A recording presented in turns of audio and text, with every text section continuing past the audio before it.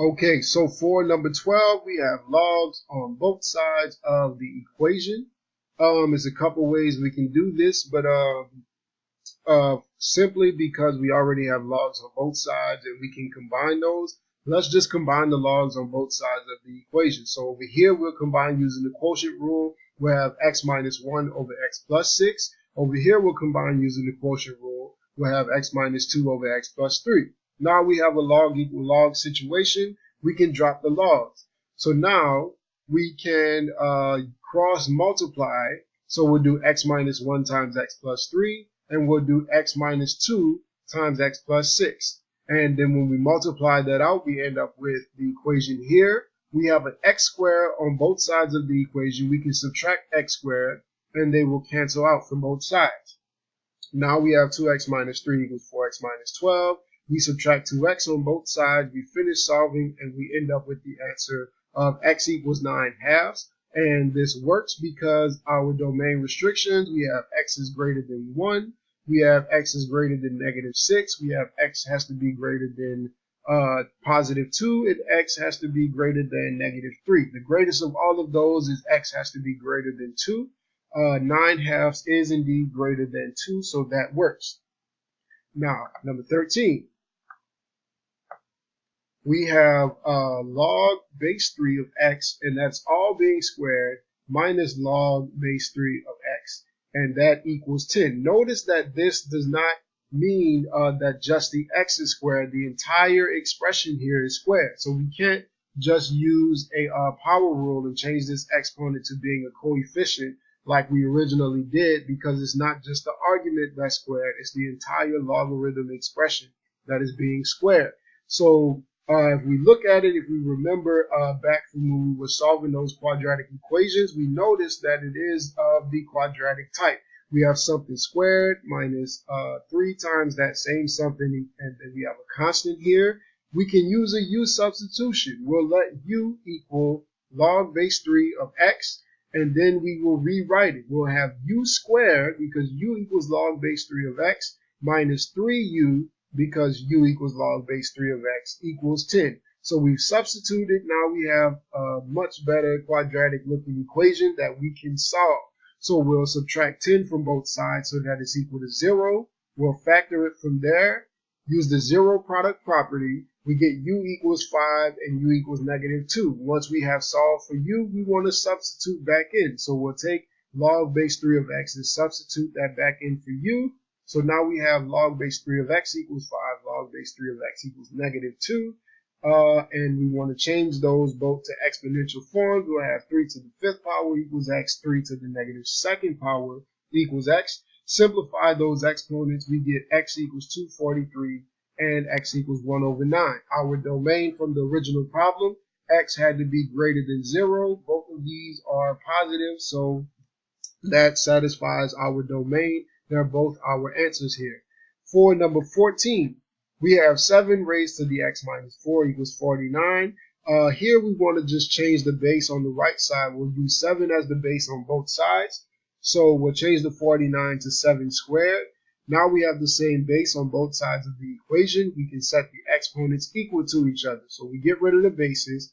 We have x minus 4 equals 2. Add 4 to both sides, and we get x equals 6. Number 15, now it says express we're solving equations again, but express our irrational solutions in exact form and as a decimal, rounded to, I believe it says 3 decimal places. Rounded to 3 decimal places, yes. So we have 8 raised to the x power equals 3. There is no common base this time, so that's when we need to take the log of both sides of the equation again. In this one, I use natural logs, but MathXL will let you use either natural logs or common logs. So we take the natural log of both sides. Now we can use the power rule to bring our exponent down. So we'll have x times ln 8 equals ln 3. We can divide both sides by ln 8 to get the x by itself. So then we'll have x equals ln 3 over ln 8. This is our exact answer, and then this is our estimated answer rounded to 3 decimal places. Number 16, We have 5 raised to the negative x equals 3.5. Again, we have no common base, so this time we're taking the log of both sides. This time I just decided to use the common logs, but remember the common logs are interchangeable with the natural logs as long as we're doing the same thing on both sides. So now we take log of both sides. We can use the power rule again, bring the negative x down. We have negative x times log of 5 equals log of 3.5. So we can divide both sides by negative log of 5 because we only want the x to be left. So we'll divide by the negative and the log of 5 on both sides. We end up with x equals negative log of 3.5 over log of 5, which is the same as ln of 3.5 over ln of 5, negative ln of 3.5 over ln of 5. So you can either use the common logs or the natural logs. It doesn't matter. You get the same approximated answer when you plug in either of these two expressions. So now moving on to 17. We have another exponential equation where we cannot make our bases the same. We have 7 times 2 to the 5x equals 3. Again, before we take the logs of both sides, we want to make sure that we have the exponential expression isolated. So we're going to divide both sides by 7 to move the 7 away, so we only have the base and the exponent to worry about on one side of the equation. So then we'll have 2 to the 5x equals 3 over 7. And now that the exponential expression is isolated, now we want to take the log of both sides. So we have log of 2 raised to the 5x equals log of 3 over 7. Now we can use the power rule to bring our exponent down to become the coefficient. And then we are going to divide both sides to get that x by itself. We'll divide away this 5 and that log of 2 to both sides. So we end up with x equals log of 3 over 7 over 5 times log of 2. Or you can use natural logs if you prefer. Either way, either one of these will be your exact answer, and this will be your approximated answer here. For 18, we have 6 to the 1 minus 6x equals 5 to the x. Now we want to take logs of both sides, and then after doing so, we'll use the power rule to bring our exponents down to be the coefficients. So now we'll have 1 minus 6x times ln 6 equals x ln 5. On the left side here, we want to distribute the ln 6 into this expression. So we'll distribute the ln 6 in. Ln 6 times 1 will just be ln 6. Ln 6 times negative 6x will be negative 6x ln 6. So now we have x's on both sides of the equation. We want to get them on the same side. So we'll add the 6 ln 6 to the right side over here. So then we'll end up with ln 6 equals x ln 5 plus 6 ln 6. And now we can factor out the x's. Now that the x's are on the same side, we'll take this x out and put it on the outside, and we'll be left with ln 5 plus 6 ln 6. So now we're solving for the x. So we're going to divide both sides by ln 5 plus 6 ln 6. So we'll divide it over here to this side, and we're left with ln 6 over ln 5 plus 6 ln 6, which is approximately going to be 0.145.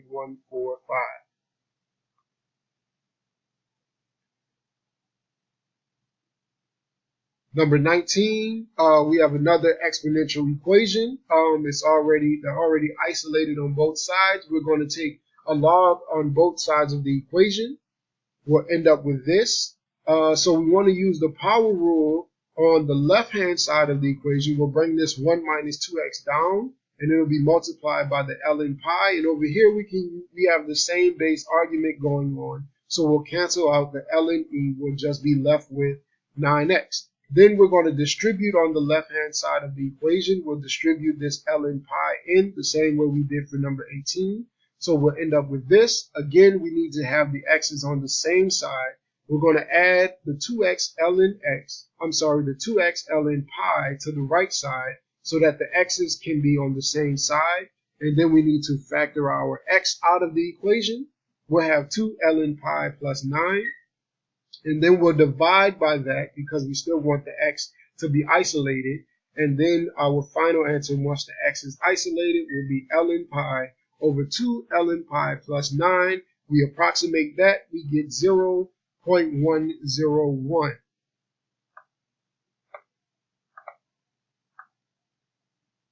All right, for number 20. So again, we have an equation that is of the quadratic form.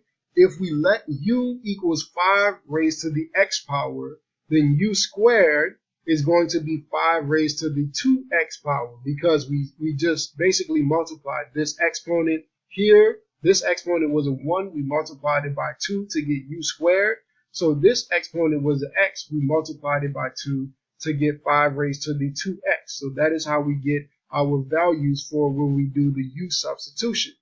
So now we have u squared plus u equal minus 56 equals 0, and a quadratic equation that we can factor. So we have u plus 8 times u minus 7 equals 0. So we're using the zero product property here to get u equals negative 8 or 7. When we substitute our original value back in for u, which is 5 raised to the x power, notice that over here we get 5 raised to the x power equals negative 8. This will not give us a solution. This has no solution because the exponential function is always positive. No matter what we raise 5 to, we're always supposed to get a positive number. So we get rid of 5 to the x equals negative 8. Over here on the right side, when we have 5 raised to the x equals 7, from this going back in, we can solve this. This is fine. So we'll take the log of both sides of that equation. We'll end up with ln 5x equals ln 7.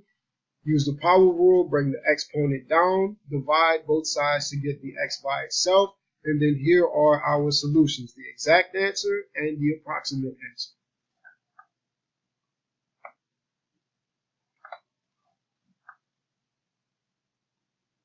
Number 21 is also going to require us to do a u substitution, but first we see we don't quite have what we want for u to be. We see we have 7 raised to the 2x, so we would like u to be 7 raised to the x power. However, here we have 7 raised to the x plus 1 power.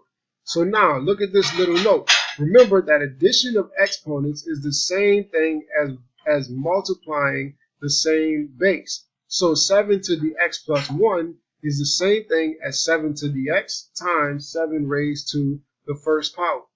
So we'll rewrite it now as 7 to the 2x plus 7 to the x times 7. That came from this expression here, minus 60 equals 0. So we'll rewrite it. This can simply we can just reverse the order. So this is really just 7 times 7 to the x.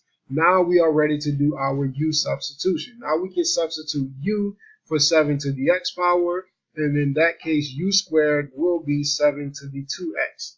So now we have u squared plus 7u minus 60 equals 0, and then from here we factor. We use the zero product property. We result in u equals negative 12 or 5. When we substitute 7x, 7 to the x power, back in for u, we get 7 to the x equals negative 12. Once again, this would not give us a solution, so we don't worry about this one. We're only going to solve 7 to the x power equals 5. When we finish solving, we'll have 7 to the x power equals 5 here. We're going to take the log of both sides, and that is going to give us log of 7 to the x equals log of 5. So then we can use the power rule to bring the x down. We'll end up with x times log of 7 equals log of 5. Divide both sides to get that x by itself, and we'll end up with our solutions here. Again, this is our exact solution. This is our approximated solution.